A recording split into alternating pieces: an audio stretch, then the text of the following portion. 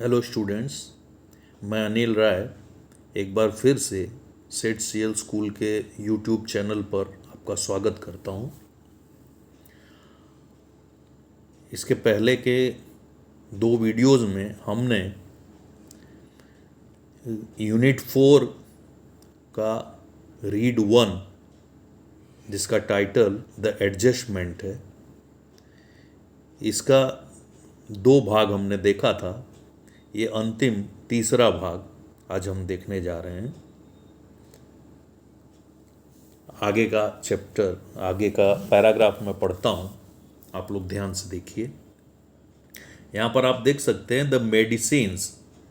इसको देख के पता चलता है आधा सेंटेंस है। इसका आधा हिस्सा इसके पहले वाले पैराग्राफ में है, वो मैं पढ़ता हूँ, आप देखिए ध्यान से कि इसके पहले के पैराग्राफ में अपनी चर्चा हुई कि जो लेखक हैं उन्होंने उनके दोस्त डॉक्टर कामली को घर पर बुलाया। नाना से काफ़ी बातें करने के बाद उन्होंने बताया कि नाना दोहरी ज़िंदगी जी रहे हैं और उनकी ज़्यादातर ज़िंदगी जो है वो नानी के रूप में जी रहे हैं, और जो कुछ भी होता है वो नाना को नहीं होता बल्कि नानी को होता है। अगर भूख लगती है तो नानी को लगती है, इसलिए वो खाना खाते हैं। प्यास लगती है तो नानी को प्यास लगती है, इसलिए वो पानी पीते हैं। और अगर किसी तरह का दर्द होता है तो वो भी नानी को दर्द होता है, इसलिए जो है ऐसा वो महसूस करते हैं। उसके आगे है कि and it is he who takes the medicines, बराबर, कि नानी को क्योंकि दर्द होता है इसलिए नाना दवा लेते हैं नानी के रूप में। He only swallows the pills on her behalf. जो गोलियां वो खाते हैं, स्वॉलोज यानी निगलना, खाना, तो जो गोलियों को निगलते हैं वो नानी की तरफ से निगलते हैं, क्योंकि नानी को दर्द है तो उनका दर्द दूर करने के लिए वो गोलियां खाते हैं। I drove the good doctor back to his home. मैंने डॉक्टर को उनके घर पर वापस छोड़ा। He said that Nana was suffering from a sort of dissociative personality disorder. Doctor को जब मैं उनके घर छोड़ने गया तो उन्होंने कहा कि नाना जो है एक तरह की पर्सनालिटी डिसऑर्डर, यानी उनके व्यक्तित्व के अंदर एक अनियमितता आ गई है, इस तरीके का एक बीमारी जो है उससे वो गुजर रहे हैं। The condition was little understood, he said. उन्होंने कहा कि उनकी जो कंडीशन है वो थोड़ी बहुत हमारे समझ में आई है। And there was no sure cure of for it. और उनकी जो कंडीशन है अभी, उसका कोई खास इलाज नहीं है, कोई स्पेशल इलाज नहीं है उस कंडीशन का, उस बीमारी का। He said we will keep at it, do our best. Doctor ने कहा कि हम इस पर अपनी नज़र रखेंगे और अपनी पूरी कोशिश करेंगे उन्हें ठीक करने की। But at your nana's age that kind of recovery is nearly impossible.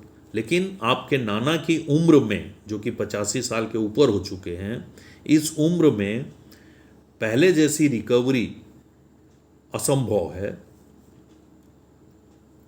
As I was about to leave he asked मी।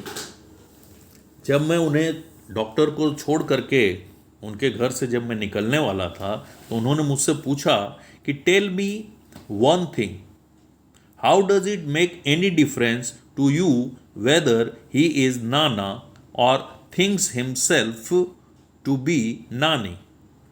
उन्होंने कहा, डॉक्टर ने, कि टेल मी वन थिंग, मुझे एक बात बताओ, how does it make any difference to you, कि तुम्हें क्या फर्क पड़ता है, वेदर ही इज नाना और थिंक्स हिमसेल्फ टू बी नानी, कि वो नाना के रूप में जी रहे हैं या अपने आप को नानी समझ करके जी रहे हैं, इससे तुम्हें क्या फर्क पड़ता है। How does it change anything weather,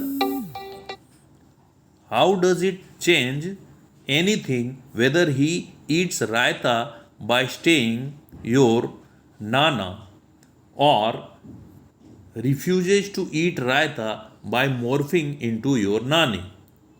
क्या फर्क पड़ता है कि वो रायता खाते हैं नाना बन करके, नाना के रूप में उन्हें रायता पसंद है तो वो रायता खाते हैं, या उसे खाने से मना कर देते हैं नानी में परिवर्तित होकर के. Let him live his life any way he wants to. उन्हें अपना जीवन वो जैसे जीना चाहते हैं वैसे जीने दो. I was late coming back home. मैं घर से लौटते समय लेट हो गया. But I did feel quite unburdened. लेकिन जब मैं घर लौटा तो मेरा सिर का बोझ काफ़ी कम हो गया, मैं हल्का महसूस करने लगा. And a lot less worried. और बहुत कम चिंतित हुआ मैं by what doctor Kamli had said. Doctor Kamli ने मुझसे जो कुछ कहा उससे मेरे मन का बोझ, मेरा टेंशन जो है काफ़ी कम हुआ. I thought the way Nana had made his adjustments with नानी. मैंने सोचा कि नाना ने जिस तरह से नानी के साथ एडजस्ट किया है, we too should make adjustments with him. हमें भी उसी तरह से उनके साथ एडजस्टमेंट करना चाहिए. I reached home when I walked into nana's room to wake him up. I reached home, मैं घर पर पहुंचा. When I walked into nana's room to wake him up. और जब मैं नाना को उनके कमरे में उन्हें उठाने के लिए गया तो I found him sleeping in nannies bed. तो मैंने उन्हें पाया नानी के बेड पर सोते हुए. I lifted the blanket to wake him up. मैंने चद्दर को खींचा उन्हें उठाने के लिए. I was stunned. लेकिन मैं चौंक गया ये देख करके कि he was sleeping in nani's dhoti and blouse.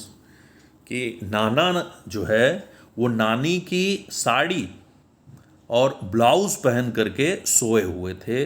यानी कि अब वो पूरी तरह से अपने आप को नानी मानने लगे थे. उनके अंदर नानी की आत्मा जैसे आ गई हो, और वो नानी की तरह ही, अब तक तो सिर्फ बातें करना और व्यवहार करना था, लेकिन अब उन्होंने नानी के कपड़े पहनने भी शुरू कर दिए थे. यहाँ पर हमारा ये चैप्टर खत्म होता है. आप समझ सकते हो कि एग्ज़ाम में आपको चैप्टर्स में से कुछ पैराग्राफ्स देते हैं, उसके नीचे कुछ आंसर्स दिए, क्वेश्चंस दिए होते हैं जिसके आंसर आपको पैराग्राफ में से ढूंढ के लिखना होता है. वो आप तभी कर पाओगे जब पैराग्राफ्स को अच्छी तरह से समझोगे, उसके अर्थ को समझोगे. इसलिए पैराग्राफ को बार बार पढ़िए, पैराग्राफ को बार बार पढ़िए और एक एक लाइन का अर्थ समझने की कोशिश कीजिए. Thank you very much.